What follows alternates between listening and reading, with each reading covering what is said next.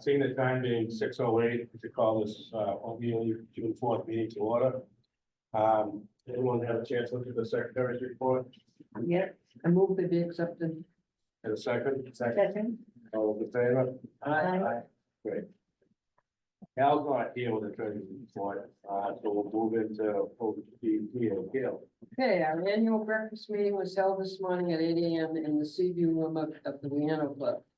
Matt Dowles, Barnstable Town Manager, was our guest speaker. He brought us up to date on many events concerning Osterville and the town. We expressed our appreciation for his help and attention to our concerns. Election of OBPA officers and steering committee members took place. All were reappointments. Chuck Sabat introduced the OBPA scholarship winners. They are Jared Cole and Matt Curley, both of Osterville. They attended our meeting with their parents and were very appreciative of receiving the scholarships. We thank Chuck for heading up the scholarship committee again this year. Plans are being made for annual Village Day to be held on Saturday, July 20th. We will be holding our parade at 1 PM. The theme this year is Solid Gold in recognition of the 50th anniversary of our Village Day. Our summer cocktail party with steel drum music and raw bar will be held at the Historical Museum under a tent on Tuesday, July 30th from 5 to 7. Invitations will be sent out to all OBPA members and their guests. That is my report. Any questions? Yeah, thank you. That was great this morning, that presentation. I thought Mark Ellis did a nice presentation. Okay, next, Mark, nomination committee back row. Okay, thanks, Peter. So the nominating committee was able to meet, recently. And, we have, the class of 2024 consisting of Bruce Cole, Bill Cutcliffe, Peter Hansen, Diane Richardson, and Rick Wrightson, who are all willing and able to, re-up for their, be nominated again, for another, term. It's a 3-year term, and we're on that cycle for each group, or class. So, the nominating committee, drew one of those names from the present slate of board members, and Bill Cutcliffe was chosen to be the current member at risk. So he will be voted on at the annual meeting, along with any other candidates that might come forward between now and then. The nominating committee also had considered 2, I guess you'd call them applications or letter of interest to join the board. I have their resumes here or their CVs here, and the nominating committee has would like to recommend to the board at this time that we hold a vote in favor, or hold a vote to consider Suzanne Conley and Hector Gunther as candidates for the board. The nominating committee would suggest that we hold a vote on that this evening, if the board agrees. The other board. What terms would they serve? They're replacing people. They would be falling into, one would fall into Jim Giamani's slot for the 2025 cycle. And I don't know how the other one falls because it's been vacant for a while. But Jimmy resigned, so that one would be being filled. And then the 2025 class is only 3 people presently, where the other 2 are 5 each, 5 or 6. So they both come under that. I would assume they both go to the 2025. Is she on? I believe we elected Heather to replace Robin's position, but theoretically, when Heather was elected as a board member, there were other open seats. So if anybody recalls exactly how that vote went. You, John? I was under the impression you only had 1 seat. We had 16, and there was 1 seat that had to do with the just after the election. I don't know exactly. I can't remember exactly. In the full cohort until just recently. I think it was Robin came on, then Heather went on, and then Ginger Martin decided. So yeah, right now we're at 14. We're allowed 17. So with tonight's two nominations, we'd still have one position. Okay, just. Okay, I thought we were. Go ahead. Yeah, sorry, And, I was trying to figure it out too. I don't remember anybody else resigning, no, I don't believe Yeah. so. so. Hey, there's Rick. Can we put those two people in the same 2025 category? To fill that. That's what I would propose we do. We like, if the board votes this evening to elect those two interested parties, I would put them in 2025. So we would fill that class. And also just the other committee notes, which we'd like to make known at this time, is unless Peter, you want to go to a board discussion about that, or Maybe do the notes and then we can come back. okay.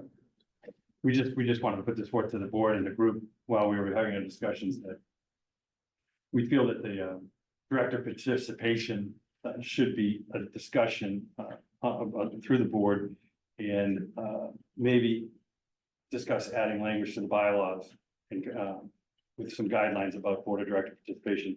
Just, set the expectations for board members to be at X a number of meetings a year, whatever it may be, 50% or and then board members that aren't participating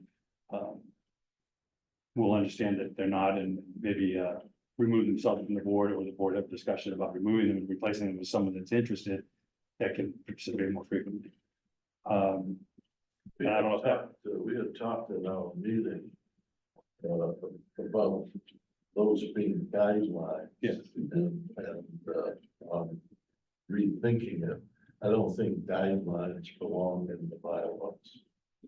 I'm in favor of the guidelines, don't make any mistake, but I think they should not be a bylaw, because they're guidelines. They're not Right. bylaws.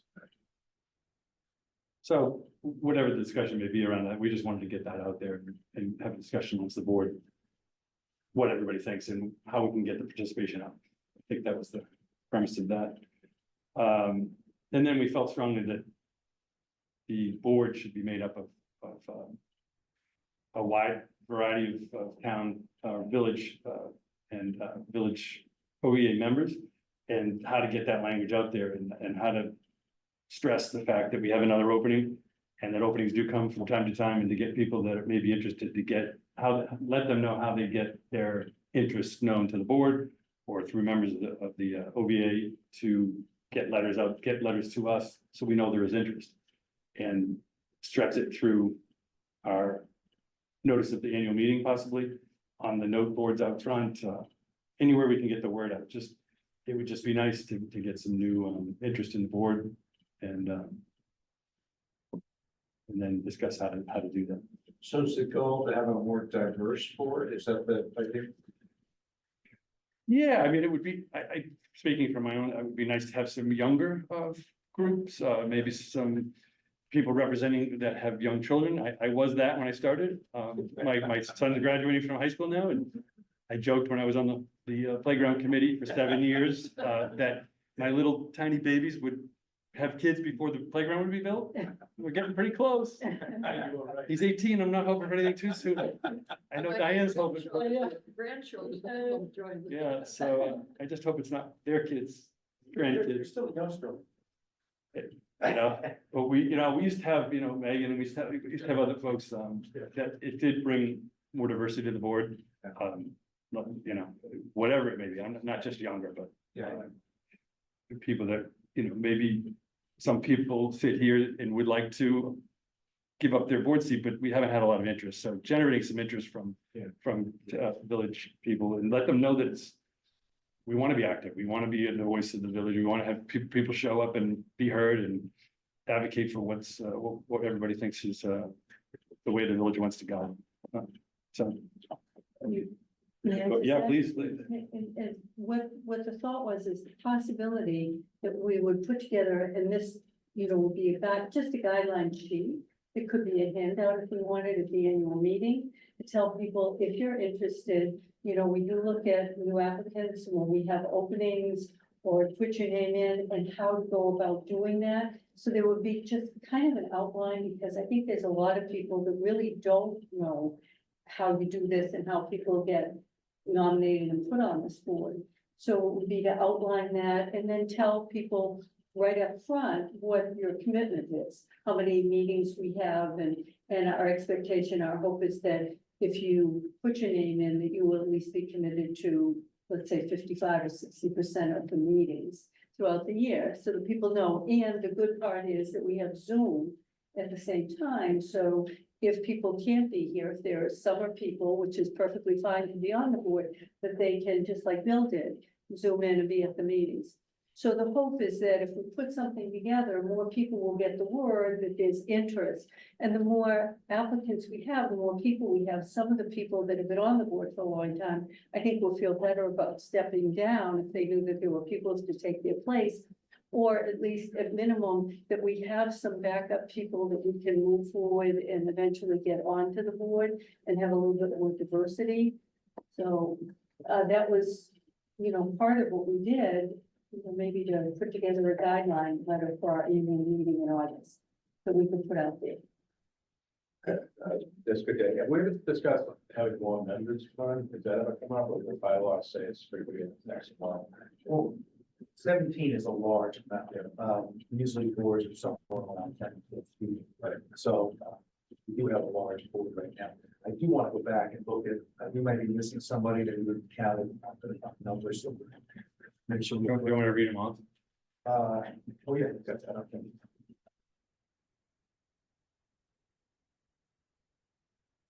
Robin Crosby, Paul Cusack. I took over Paul Cusack's spot. I think that's it. And Ginger Barney second.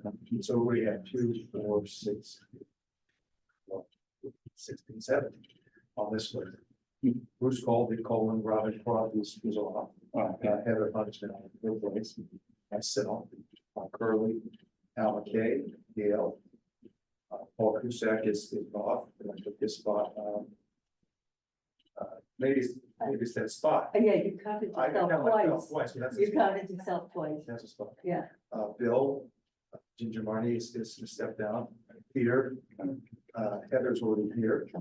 Diane Richardson, Chuck, Mike Tallman, Jen Williams, everybody. Who wants to go?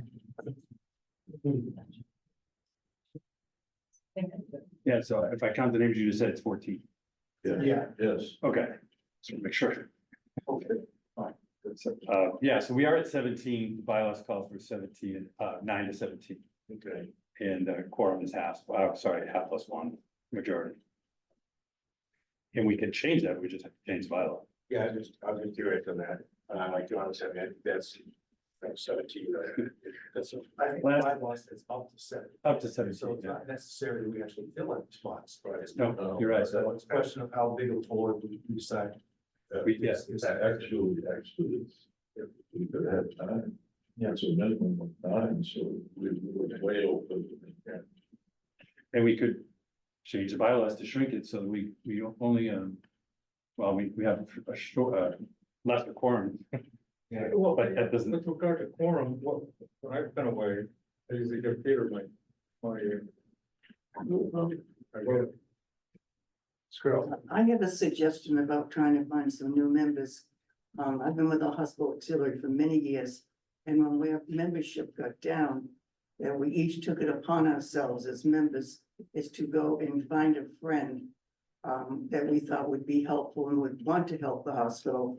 And it's amazing if people like to be invited Yes. and they think they aren't worthy, like they think, oh, I couldn't do that with the library. But if somebody would just say, would you be interested in being a member of the board at the library? You'd be surprised how many people will come forth. Right. People like to be invited.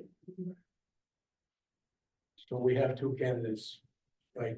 Yeah. Okay. that would probably bring us to And 16. just, when we just step back, the nominating committee was Dick Coleman, Diane, Chuck, and Bruce Cole and myself, just so I forgot to mention that at the beginning. So yeah, the 2 candidates, Suzanne Conley and Dr. Gunther, right? Victor Gunther. So is that a motion on the floor? Yes. it was open for discussion. Yeah. Did everybody have a chance to read okay. How's it So, go? I'll make a motion. Yeah, yeah, I make a motion to Should we do the- to go forward with the two candidates for OBA membership. second. All those in favor?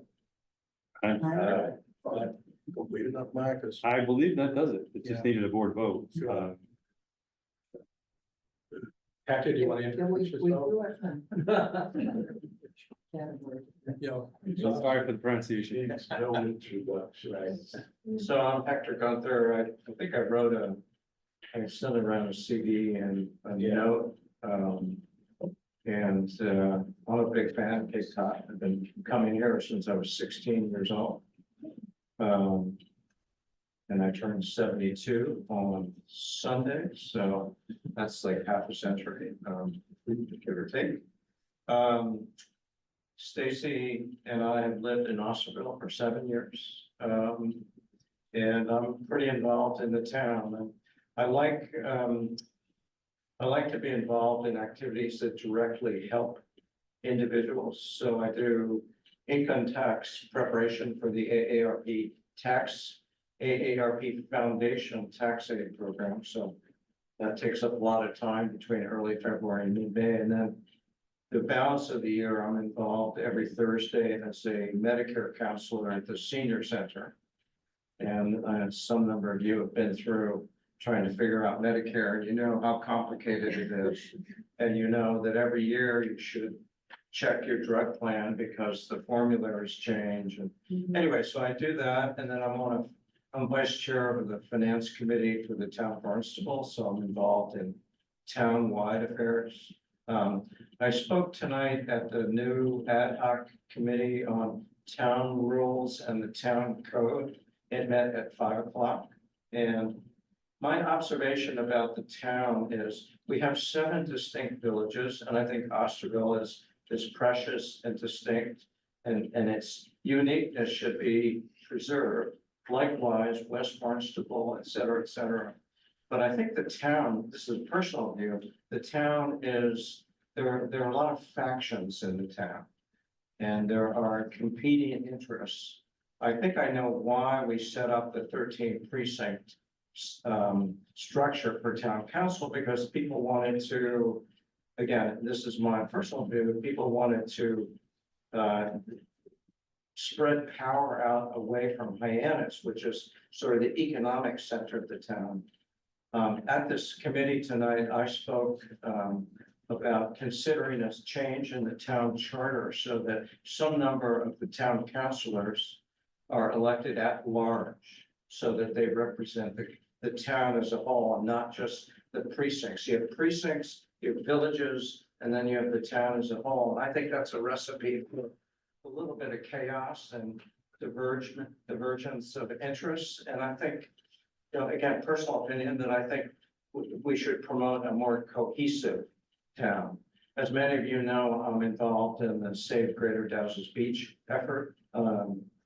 And I started off that project 2 years ago by saying I'm a resident of Osterville, but now I say I'm a resident of Barnstable, because I view the onshore impact of all this offshore infrastructure, the cables and the substations. This affects everybody in town.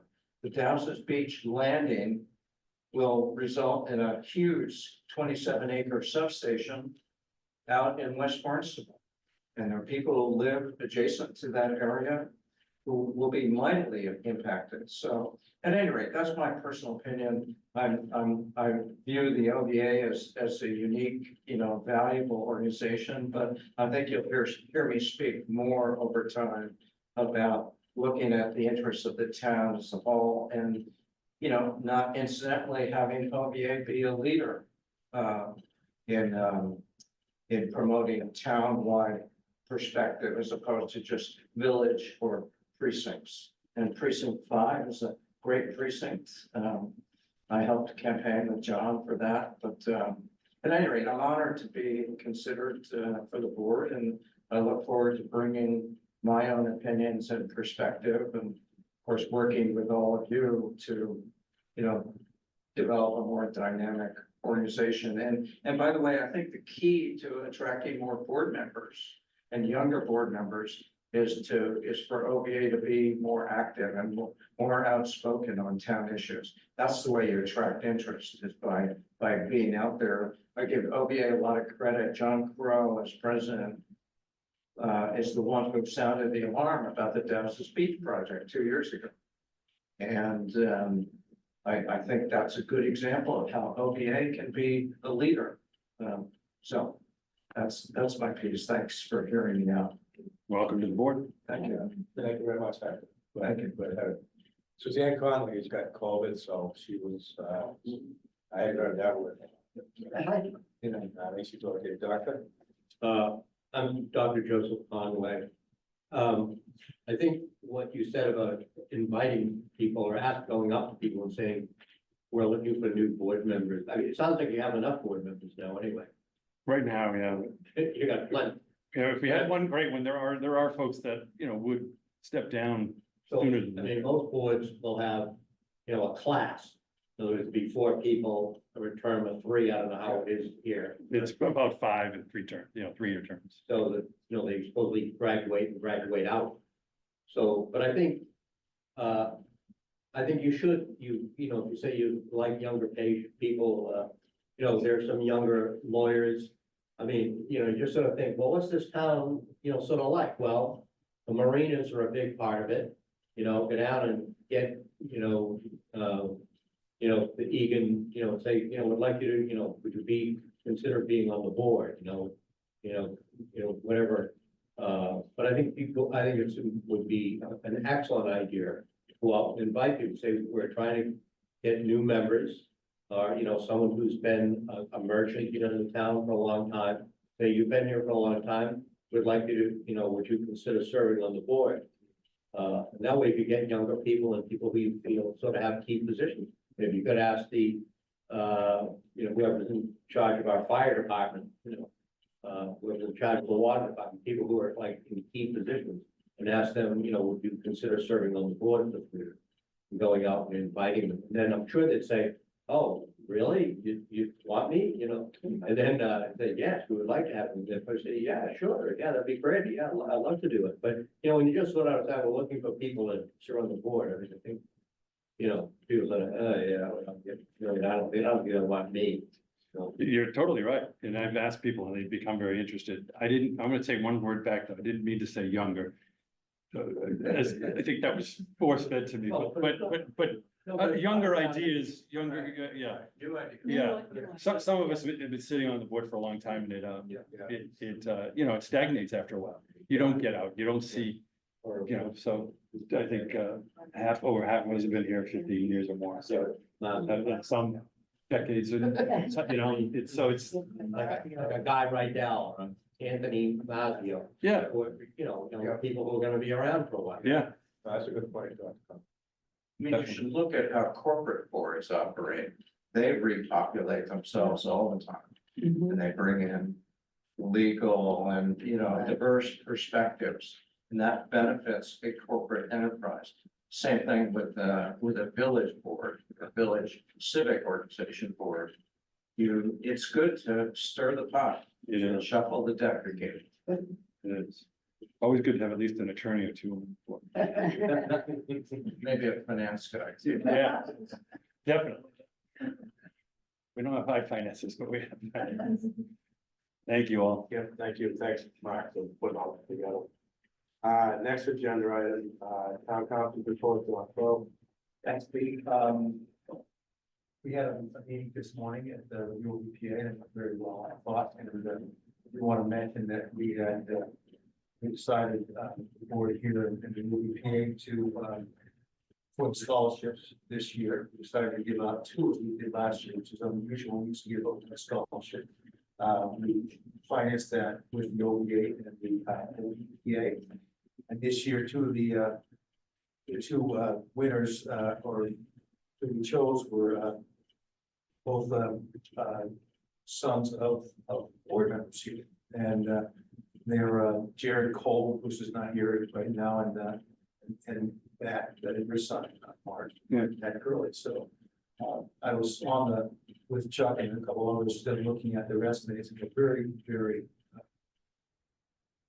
accomplished young men, and it's good to see.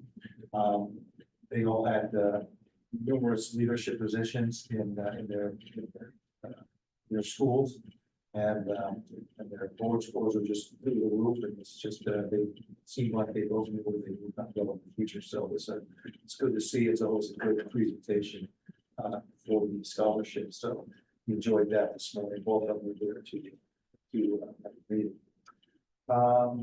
As for the council, recently we voted in 5 ad hoc committees that would oversee some of the new directions we're trying to go.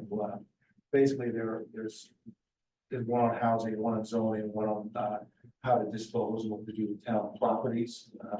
And then there was a committee on actual committees to go through our committees and make sure that they are all both active and still vital to the organization. Some haven't met for years, so we're trying to go through that.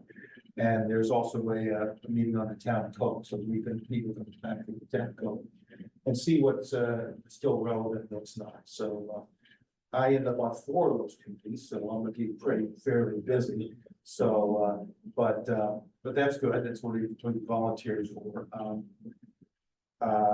Let me see. We are still following the long-range comprehensive plan committee and the housing production plan, which came out a couple of weeks ago. The LCP has been going around doing meetings, now used to at some of those meetings. But one of the concerns we have is a very low turnout. So I think the committee and Jenny probably tell you, they're looking for ways to have a bigger outreach to the community, because right now, I think they met with probably 200 residents between 7 villages, and that's such a small percent. It's not it's just doesn't represent the whole community. Out of 48,000 people, it's like less than 0.5%. And so we need a way to bring that forward. I think they're working on that. The housing production plan came out. It's about 16 months overdue, which is the housing production plan for the town of Barnstable versus the Cape Cod Commission's housing plan. And there's a lot of similarities between the two, and I think we need to look very closely at this plan. And a lot of it has to do with changes in zoning that we've talked about as a village that we have to keep an eye on. And so those are 2 things that are on top of my mind and on other councils going forward.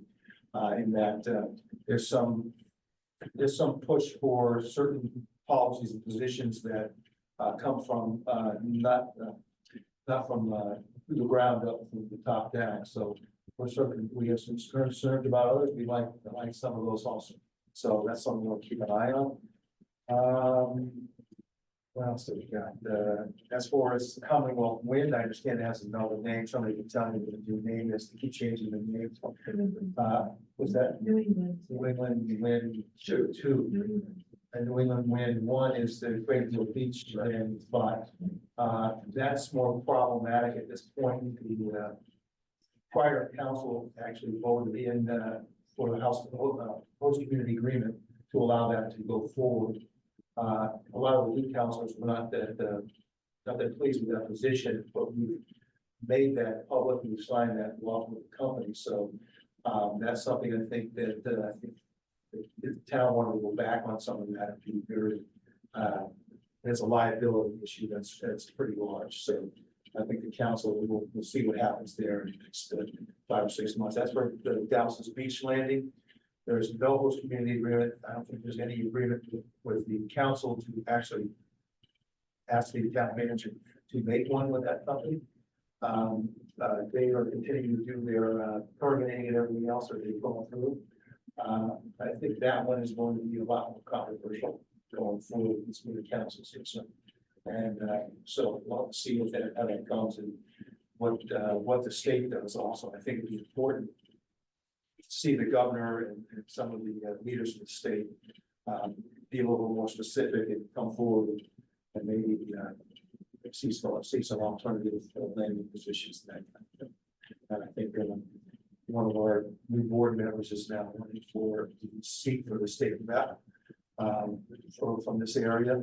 And, Suzanne Collins, she's big on this issue of course, we don't know. So that might, change some of the outlook of this going forward. States and hoping some changes come through so we'll just have to wait and see at this point. So that's my, have any questions for Joe?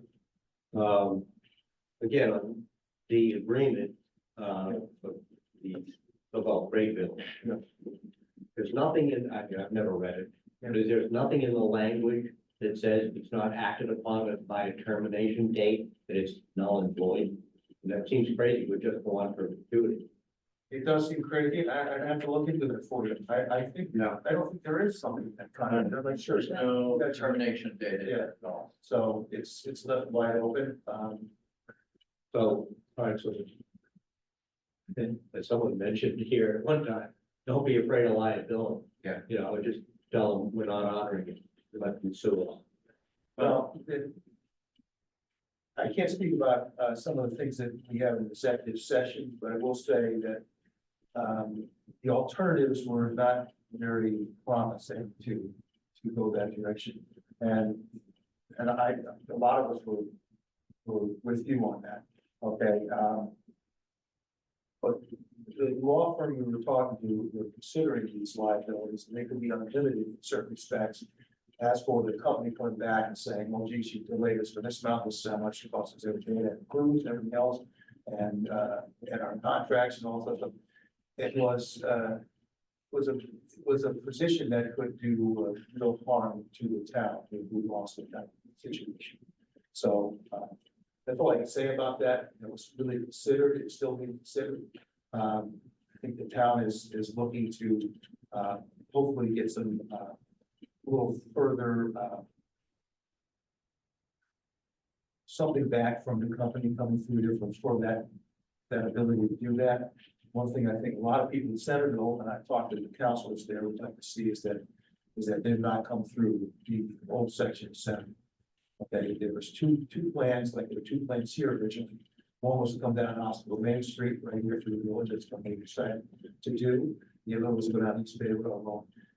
There was one on another plan, the second plan, they wanted to take it right from the beach and go towards Pine Street in front of Portsmouth's Ice Cream instead of go to the village. I think that's important to that group. And it's important to me, and I think a lot of us. So that'd be something maybe we'll try to get us as an accommodation. The lawyers are handling this right in this position right now, and can't go very much farther than that, but I just want to say that we're not in a good position because of that host committee agreement that the council signed. So John, I have a question. What's been negotiated or agreed to? Are there still open points to be negotiated? They are in negotiations now. Well, that's one way you can. Yeah. Carry it out, it's just negotiate. Believe me, all those ideas. John, quick question, maybe I'm not up to speed, but what happened with didn't they turn in their lease and they were rebidding it? They're rebidding. Okay. So they don't- Supposed to come out in August. So they may not get it, but they would potentially sell everything they've done to the person that does get it. Yes, it's impossible. And then would that terminate the host agreement that's been negotiated to date? They have the right under the host agreement to sell their interest, That's right. their position to another party, another developer who would do the same thing. I know they were set up, the whole thing could just go to someone. Those agreement was the town had never negotiated an agreement like this, where across the table was a multinational company with an army of lawyers. And on our side was the town lawyer and Mark Ellis. It was, the town was overmatched. Yeah. And the agreement, maybe there were a few word changes by our attorney, but I mean, it's very favorable to the company. Having said that, and John knows this because I spoke to town council. The final step in the Craigville project is for the town council. So the town council waived Article 97. The final step in the waiver will be for the town to grant the easements, which would allow the company to bring the cables into Craigville Beach. The easements will give the company an alternate use permission. Well, the town, in the HCA, there's language that says that says the town is gonna support this project. But in the US, no duly elected body can be obligated by a contract or anything else to vote a certain way. Now, John, I think John's right that there is potential liability, but I think it's within the town council's purview to say, hey, we changed our mind. Avangrid changed their mind about the power purchase agreements they have with the utilities. And they paid a penalty and now they're out there again. But we can, the town councilors who represent us, the town councilors, have it within their authority and based on 2.5 centuries of American political tradition to vote to say, sorry, we're not going to grant the easements after all. Now, there would be some liability. My advice to the town would be to hire a law firm that knows land use law and that knows how to litigate. When you look at Avangrid's point of view, yes, they could come after the town for a lot of money, but then no other community is going to do business with them. And they want to do a lot of these projects. So they're not going to go out of their way to piss off Barnstable. Because a lot of other communities would say, hey, that's not a partner that we want. So at any rate, I think it's, I'm not sitting in the town councilor's shoes, so I don't have to make that call. But I think there is a good case to be made that it is within the town council's authority to vote not to grant the easements to Craigville Beach. Last question, sorry. Mark Ellison, when he came last time, or last year, said the host community agreement wasn't signed yet. It was discussed. It's been signed? Or it's, As far as I know, yeah. oh, it has for Craigville. Might have been talking about the national gases project. Yeah, Yeah, that one is. it was Craigville. I thought it was referring to Dallas, but not the host, but the other. Well, one of the meetings, I'm not sure exactly when, but it was the Craigville one, that's for sure, that they hadn't signed yet, but No, it was signed in the November of 2022. Yeah, but the town council, I don't believe the town council voted on this, right? They just voted open, but it was not part of the procedure to have the town council actually look at the final one and vote yes, you know what I mean? They Yeah. voted to open it. I think that's something to think about. Yeah. We know when Mr. Elvis' contract and Yeah, so Alice, I'm very serious. Alice is not the issue. So, I mean, Well, I think he is. well, He worked on this issue, yes. I don't know when that is, I think it may come up in the, I'm not totally sure, I have to check that out. Somebody told me it's coming up with you this the end of this year, but I don't know that for sure. Well, but it's hiring everyone else, so they make it harder. Exactly. Right. I think we should seriously consider. If it often is hiring everyone else. And they might just hire him. Yeah. Yeah. I have a question. Did they ever produce the insurance policy for the Coble Beach? Not that I know, they don't have to. I would think that that would be an issue, like you're saying, for law, Yeah. that you haven't produced as you violated the contract. yeah, but that's a separate contract. That The would, vineyard, that might be one way to send them, Yeah. this is the way we're dealing with them, and we're gonna be dealing with you the same Yeah. way. So I would pursue that to the highest amount, because we couldn't operate that way. If you close down a minute, so like Joe said, have a judge close them down for not producing the information that was necessary for any project that we did in the state. We didn't produce the criteria to protect the public. I agree with that. I think what's occurring with that is that there's a certain time they have to do that by in the process. And that time is not coming. Right. Even though it sounds ridiculous because they're putting power through it now and things will build. But it's according to a negotiated contract, it's not. Yeah, so Carol, it's on the back end, of the agreement, which is again, was negotiated way back, no, we have to have this up front. So that's something that's, so. Yeah. the contract reads that once the project is operating, they have to deliver the insurance policies. And the company's position is They've only got 12 of 65 turbines built for Vineyard Wind. We're still in the commissioning stage. We're not in the operating stage. They're pumping, yeah, they're pumping. It's- And in answer to your question, they have produced a couple of the policies, but there's, as far as I know, that we haven't gotten the pollution policy. If there's a spill at the substation. Right. And they did have a fire the other day, couple of. And they don't, as far as I know, they don't have a disaster plan in effect. Right. A fire or whatever, at that, so. Like I said, it doesn't make any sense, but that's what we negotiated, unfortunately. Well, it makes a lot of sense for the developer because they have a truck that they can drive through the contract. Yeah. They have a lot of leeway. Yeah. So, One thing that, that relative to Valley is, when you ever ask the vice president how we're going to down the access road, you ask them through that boilerplate, it's under study. And there's many ways to do it, and we don't know, I'll get back to you on that. And, virtually watching the meeting that they had at Centerville, one of the engineers came up with the plan to come down the road. And there's gonna be, as we know, 3 lines coming on shore. We're gonna break each of those down into 4 lines. And then we're gonna lead them over to the access road. And the bridge that goes between East Cove and East Bay. I went down there this week and took some pictures. And there's only, again, you can't get down and take a look at it. And there may only be about 4 feet of relief there. And therefore, all 12, and he had a drawing on it, all 12 of the cables are gonna be lined up right across the road, probably all the way out, probably within 3 feet of the surface. And, so you're gonna have 1.5 times the energy that came out of the Pilgrim 5 nuclear plant going in that area. Over that, you're gonna have every type of battery and EVs going there. I'm unfortunately not an electrical engineer.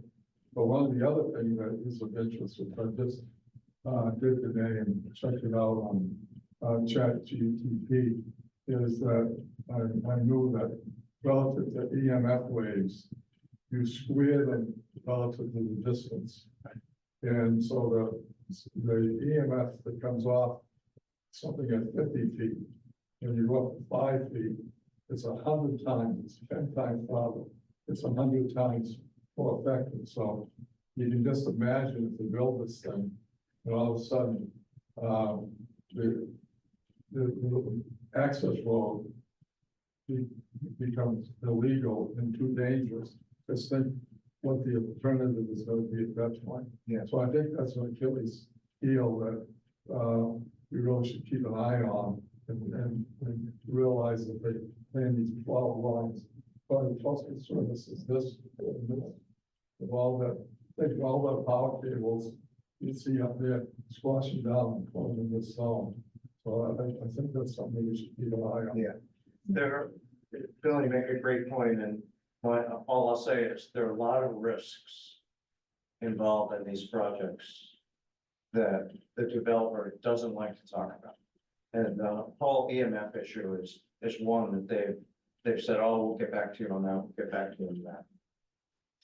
But again, they have a lot of leeway courtesy of the contract they've signed with the town. John, I'm wondering if the town councilors have discussed, the sign at Cobble that's been put up.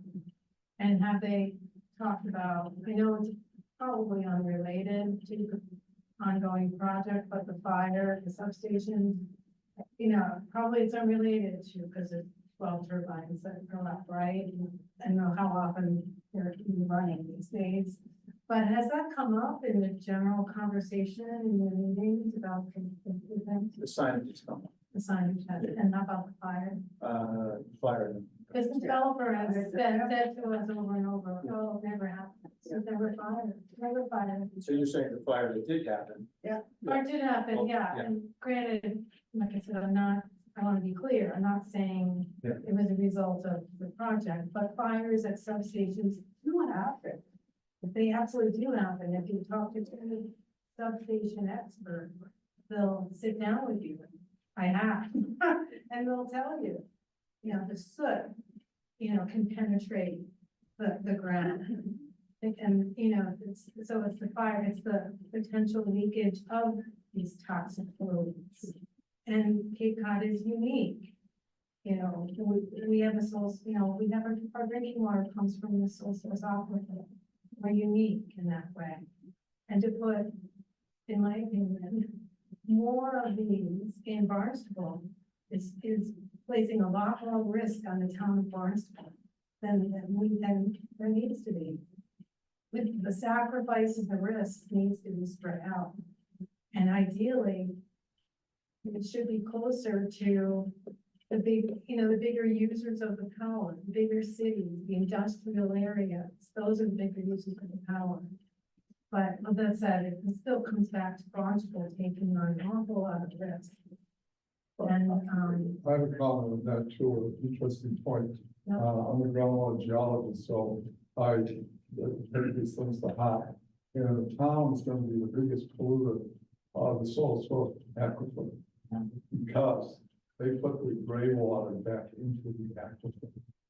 And not only do they put the gray water back in the aquifer, they put it in the top of the aquifer, way up, up by the airport. And move it south. And that his name's Santos, he actually brought it up at the town meeting. And he said, it hasn't been brought up, it isn't controlled by the state. But we're ahead of the state and we're worried about it. And we really considered that when we do, take, that's, is that the fire agent that PFAS, they're putting PFAS back into the aquifer. And he said, we have thought about, whether or not we should be a leader and whether or not we should not do that, but we haven't taken up at this point. And the interesting thing too, I searched the web and there are 3 places that the town puts the gray water back into the aquifer, and you can't find number 3. And that's how secretive they are about it. Number 1 of the big bets, but and number 2 is up near the top of the airport. You can't get out of where number 3 is. So it's back in the days in civil engineers, they knew that the solution to pollution was dilution. So they put all of their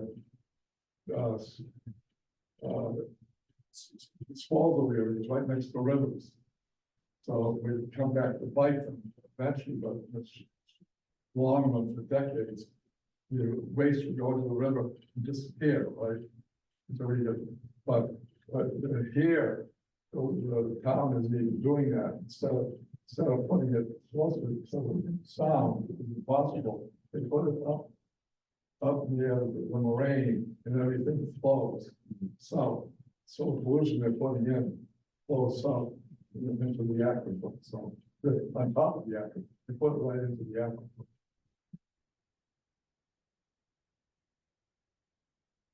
So this is a great discussion, and just one comment I would make. Stacy and I drove down to Dowson's Beach last night, and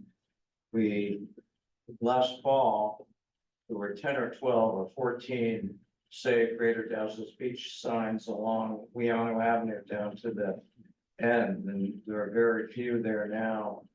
And one of the things I would ask all of the board members is just keep this issue top of mind. Because a lot of people have asked me, the Dowson's project, that's going away, right? And the answer is the company is working diligently. They're about to go for full permitting before the Energy Facilities Siting Board. So we all, as Barnstable residents, got to keep our guard up, keep this issue at the fore. Our group, Save Greater Dowson's Beach, is a sponsor of the summer soiree for the library. If you all got a letter from the library, you see that we're one of the sponsors. We're trying to keep this issue visible and keep people aware that this project is coming. It's coming unless we stop it. Be sure you put one into the parade this year again. Yeah. Yeah, yeah, I like that. We'd like to. So, but that's one plea I would make is, And tell people if we meet once a week, you're welcome, people are welcome. I would love, Bill, if you would come to one of our meetings, I think it'd be really helpful. we meet every Wednesday at 11 Here at the library, in the basement conference room. typically downstairs, Every Wednesday, 11. yeah. Do you have, Peter, is there an email list of all the board members? Yes, Because, is that something I would have access to? absolutely. Because I have a one pager on the risks of these projects, which I'm happy to circulate to the board. Sure. And then we could also let you know, as Stacy just did for Bill, our weekly meetings. Peter is a member of the steering committee. He comes most Wednesdays, so. Yeah, I'll get that to you next time. Okay. Thanks a lot for all the comments. Obviously, I've been involved with this for a long time. A lot of stuff going on, obviously, and you're right. People, I had somebody last week that was, oh, you know, what's going on with those? Because, you know, it's kind of out of the spot. But can't assume anything. Even Markel said that this morning. It's not- They're going forward in the background, even though you're not seeing it here. Right? It's the permitting continues. Yeah. So no, you have to put it right up. Yeah. And Mark referenced the rebidding of the contracts of the state had a round 4 of offshore wind bids. And I'm a great bid into that round of bidding, and the state is gonna make a decision in mid-August as to the winner of those various bids. And then this will come roaring back, so do not be complacent. Well, thank you, Hector. All right, any other discussion on? Okay, I'd like to go into old business, real quick. I brought it up this morning at the meeting. Regarding the traffic status in Osterville and the speeding and so forth. And, Griffin Bowden, who was in here 2 months ago, mentioned that they're gonna get additional stop signs, they can want the lights on it, and, that you see at the end of Pine Street by the high school. Trying to find out when that's gonna happen. I thought it was gonna be before the summer, so to speak, but hopefully before the 4th. I had a call into him last week, I haven't heard anything. And John, if you would check that too, as far as. Yeah, call to something. And in terms of the speed bumps and stuff, that's still like a year and a half away.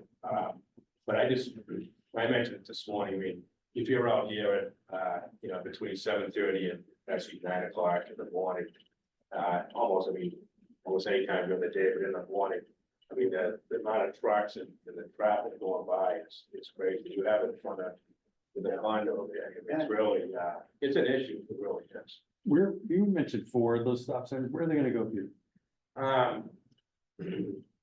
That one was by the, I still say the country store, but, God, you know exactly where We talked about, maybe, we talked about one, coming from the north on Main Street, say around where the crosswalk is by Joe Peters. Yeah, the Shell. They're also studying, the four-way stop at Wimpy's. With West Bay, Tower Hill, Main Street, which would also slow traffic again coming through the village. The 4 speed bumps, first thing, it's incredible, they're $170,000 a piece. We can go out, and get any contractor, put them down, for, you know, and it just, the way they procure things and how they have to do it, it's just crazy. It's just, the costs are through the roof. And we're gonna get 4, but we need like, I think, well, depending on where you are on the streets, we need to get them coming into town and going out towards the car. Also, and then Parker Road, there's a bunch of other places. So I don't know how to, that's a big cost. And it's like, well, you know, I'm sure there's the bidding processes the state has, you know, prevailing wage and everything else. This just seems, that's the first example of somebody that's, you know, $1 million hand. How many stop signs are they considering? I don't know how many stop signs, as you said. I don't know about anybody else, but I would not want to see those flashing lights. So, I don't mind the stop signs at all, but I could be, I could be wrong, it could be just stop sign. I hope so. But it may be also I a agree. temporary thing, why they first are put in there. I remember the one up on Keston's Gift Gallery up on, Old Falmouth Road and Oscar Barnesville. That was a straight through and you wouldn't even notice the sign was there until so they had to make it for a period of time, so I didn't realize it was a stop sign. That's why they work. Yeah, and people blow it, so. I noticed the one at Pond Street, it's not doing much. I don't know. I was just gonna say that I asked a policeman one day, because I cross by Wimpy's all the time, that area down there, it's terrible down by Wimpy's. Yeah. And I asked the policeman one day when I was talking to him, I said, can you make any suggestion that periodically they park a cruiser, back it into the Veterans Hall? They come through the village like lightning, and I'm at that crosswalk, sometimes I'm halfway across and they come, and I say, I'm in the crosswalk, I scream, you know? It's terrible down there. But if they would just park a cruiser periodically, so it's the vision that it's sitting there. I will bring that up. It's terrible down at They Wimpy. must have a lot of leftover cruises now with all those new trucks, the Suburbans. That's right. You know. I also had a call in just on this subject with the police department about, some speed traps. Because there's a fellow down here, Swift Avenue, that females are constantly how, and he's right, I mean, so I think we need more activity by the police in that respect, and nobody likes a speed trap, but you gotta slow these people down somewhere, so I'll bring that up. They did have a, I'll bring that up. with- Okay, thanks, John, but they come through there, they Oh, come it's crazy. through the village. Yeah. And for some reason, they think they go right through there, it's like the crosswalk wasn't there. Yeah, it's crazy. And I- they did have an officer. You know, to let people go by, but I mean, sometimes I'm halfway across. They did have an officer parked at West Bay and Parker the other day. He had someone, every time I went by, he had someone pulled over. It's just, you know, that stop sign by the historical. Yeah. It's just constant, people just rolling them stuff. Yeah, it's like a yield sign. It's Sometimes- barely a yield. You hear the trucks. There's no way to stop them. Well, that's good, they actually had some. They had someone there, yeah, That's good. and they had someone each time pulled over. Oh, Good. so they could, it's like fish in a barrel, because Yeah. they'd have the same thing at Wimpy's, they'd have the same thing at the country store. If there's a stop sign at the country store, at the old village store, that's gonna be a gold mine for the town if they want to take it there. Because It's revenue. they just come flying into town. You stand in front of House of Gardens some mornings at 7:30, and they come in from like, the fire station, Oh, yeah. 30 miles an hour, in a cement truck, it doesn't matter, it's scary. Even going out, we live in those condos up the village, and people they go by, you know, the hardware store. They go nice and slow through there, but then as soon as they get just slightly around the corner, they go, okay, we're out of here. And then, Sam, they go, really, we're trying to leave, and they come around that corner and just floor it, Yeah. as soon as they get up past the hardware store. One concern I have, John, in the chat was here about 3 months ago, talking about, he did not have in his work today anything, I believe, about the Olympics four-way stop. Yeah. And he kind of emphasized when he heard the new data that this is gonna be a problem. Try to work it in, whatever it's taking me about 14 months to get here, the ones done. It seemed to me that there was a moderate pushback about the Olympics thing, so if you could keep an eye on that, and try to put pressure on this. And if you have two definitely the Olympics, and out to get the flagpole. Yeah,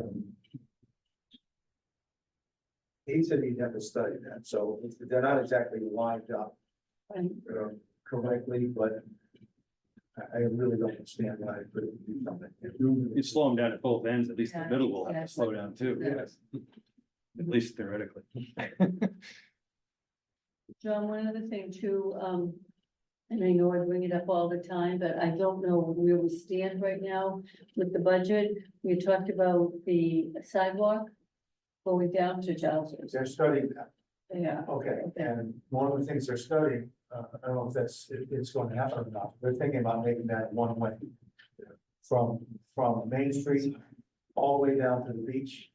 Okay, so if you live there, you have to take it right out of your house. mhm, There's, talking to Dan Santos about, says, well, there's one resident that came in and said, over my dead body, you're gonna put a sidewalk. And I had a feeling I knew that was, but anyway, you can see the old sidewalk. I know, Okay. yeah, yeah. And the problem is the road's not that wide. But I think that was one solution they thought about doing. They had sidewalks on both sides. They showed me plans for those. And there's problems with each one. The one that's on towards the water side, as you're going down, which is the east side, is you have the pull out for the parking for the ramp, boat ramp. And the other one has the right about near there, it's where that about the swamp of the marsh is. And they can put actually when I was in South Carolina, they did it all the time. They just put wood things down in that section. So they're thinking about both of those. They feel really sort of thinking about this one-way thing. So they wouldn't have to do any work on either side of the road. And then you'd have a whole lane. that Yeah, would be a walk- maybe they could put a bike lane. Yeah, whole bike. Yeah. walking lane. Whole And bike therefore, walking you lane, have yeah. one way coming from Main Street on East Bay, all the way out to the beach. Mhm. And then on the right side, they would have the walking area. So that's something they're thinking about doing, and they're studying that right now. I think I just thought that was a good idea. Mhm. This way you don't have, Mhm. you know, because there's so many houses now, and also like the condos have stone walls there in the pathway. So there'd be a lot of upheaval in that, and also a number of trees that they've planted since that sidewalk was there, and they're big trees now. So, and this might be the solution that is the least egregious from the neighbors who live there. So I think that's something we can look out for in their study. Geez, they could probably do that with some painted lines and a few signs. Yeah, They said, yeah, we- exactly. instead At least try it for 3 years. Instead of millions of dollars, we're spending Right, $10,000 on Yeah. paint. That's what they look up, which would be probably a good solution. So, so we'll see. But we're thinking. thank you. Any more old business? I don't know, to either Diane or Jan, if you want to comment on the playground status real quick. I just want to say great job to the playground committee, and we've been going through lots of options and kind of waiting for final pricing on sort of current model. And as soon as that's ready, I think we move forward and open that up to the public, let everyone know exactly what that looks like and get input. I think the real push is just keep it going, let's make sure that we get the forefront of getting this done. Because as John said this morning, but obviously it's another great thing that would bring into the village, to keep people here, and particularly farmers market Fridays. That's another great thing for people to stick around, stay longer and have lunch, visit the shops, and so forth. So win-win. Thank you. Okay, on new business, speaker for the annual meeting, so kind of a brief discussion, kind of going around a couple of ideas. I don't know if anyone on the board here has thought about that as for a speaker. One of the suggestions that came up was possibly having the town to go over have this way, both the playground and Bayfield's kind of the whole concept of that's at that time at the time. Mention that to you, right? Well, Possibility. well, if they have the drawing ready, even if it doesn't really have maybe all the full color in it. Yeah. Because, you know, we had talked about different colors that the ground would be and colors that. And so we may not get to the color part, but at least the layout would be there. Yeah. And so hopefully there'd be an opportunity to present that, something positive for change for Osterville. Right now, I think would be to have that as a presentation, if they could get the drawing done. Because they were repositioning a few things and they were going out, I believe, looking at instruments and where they're gonna place the instruments in this playground. And so hopefully they would have that done by our August meeting. They hope to have it done before that, because this is not just an Osterville playground, it is for the town of Barnstable, it's for everybody. And so although we would like to present it at the annual meeting to everybody, it would be a show that would have to go on the road too. It really needs to be presented to everybody in in the town of Barnstable, because it's for the use of everybody. So, but hopefully we could get that done. Oh, that would be great. I mean, something happy. Yeah. Something that I've always felt a little short on is honoring our first responders. And, I know I tremendously appreciate the police department that we have, not to mention, the rescue squad and fire department. I don't know how much big effort it would be in order to do something like that, but, we are so very, very fortunate because such high quality individuals. And, like, would be a little bit of an effort, you know, if we were, what we would present, we have to have at least a minimum certificates or something, and maybe not. And Gail can be very helpful on that, because, OBPA does a much better job at that than what we do very frequently. I fortunately go to most of their meetings, since they include all of the directors. And, she, has a fire chief there and also CEO and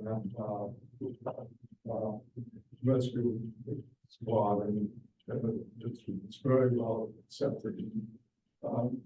The other thing I also do is I watch Centerville, and they have a very, very different civic association. They have a lot of good things, and we have a lot of good things, and it's not all the common to each, but they have a police department chief, he's right there, be part of the meeting, and they're all on a first name basis. Thank you, the chief of police, and I think that's pretty very, very valuable. So, Comments? The meeting inviting them to speak at the meeting, or maybe one or both? yeah, that's a good possibility. Is The it Honorable Men's Club, which I'm a past president of, we have the acting chief police, and she's an extremely impressive person. She happens to be a lady, which is wonderful. And I trust that's still the way it is, but I'm not sure. That wasn't many months ago, less than 6 months ago. Yeah, there's a new chief coming in. I think when we talked in June, like June first, so, you know, Mark, but, Oh, fire, nah, I don't know the date. yeah. But I can find out though on that. But The deputy chief was Eldridge, is now the chief. Okay, as of June first, He's already there. Okay. Because I spoke with the chief, I wanted him to come to our meeting, and he's already gone. They found the chief, okay. he's gone, Yeah. and, so Eldridge Okay. is now chief, I believe. Yeah. And then the deputy chief is that new fellow that, is doing inspections, I read it too, I can't remember. yeah, he's now deputy chief. When retired of that? Patrick Hill. Young. The new deputy is Patrick Hill. Hill, yes. But, you're right, yeah, but, They just moved up the. yeah, they just need to everyone And, understand. and I understand Eldridge probably is retiring himself within the next year. Yeah, that's what we heard. Yeah. And the new chief, Janice, she's been announced chief, right? Yeah. The police department? Which I'm, okay. Yeah, no, actually, She's great. She spoke at the town council there. Couple weeks, last month, I think, John, right? But the interim chief of police, she spoke at the town council meeting. Yeah, Gene Challenge. Yeah, she was great. has she been named chief or is she interim? It's been named chief. That's what I thought. Yeah. Jay Challenge. Yeah. She was. Yeah, that's my understanding, but I'm not certain. I was on the website today and it said chief. Wonderful what I heard from you. Yeah, she's very good. I just didn't know that was at this point. I haven't heard anything. Bruce, you. I was gonna say, why not, instead of having, one speaker, just have a few shorter speakers, so just give a little, quick, overview of their department, and how it relates to, Osterville, 5 minutes each would be. I truly appreciate it. Yeah. You know, the fire chief, police chief, Yeah, I think that's, maybe somebody from the water. yeah, You know? I think that's a great idea. Try to reach out, get some feedback and then you can email obviously before you get some feedback on what the response is. I mean, last year we had Mark Ellis. last year. Yeah. Was it, no, it was St. John's. It was St. John's. Right. Oh, it's Suzanne. Mark was 2 years ago. No, great ideas. I'll reach out, and again, let everyone know what's, the response in that. And moving on, great discussion tonight, by the way. Public comment, any other? I'm gonna jump in for public comment. Local comprehensive planning committee, the next meeting is the last Thursday in June at 5:30 live in person at Town Hall. Come and join us. And the Osterville Farmers Market opens for the season on Friday, June 14th, flagged. And the museum opens for the season as well, so come join us. When was that training again? Last It is the last Thursday in June, and it starts at 5:30 in, the town hall. 27th, Bill.